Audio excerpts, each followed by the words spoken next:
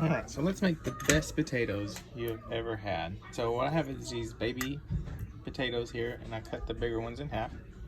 I put them in the microwave for 5 minutes, and now I'm going to add in a teaspoon of Italian seasoning, teaspoon steak seasoning, 3 teaspoons of honey mustard,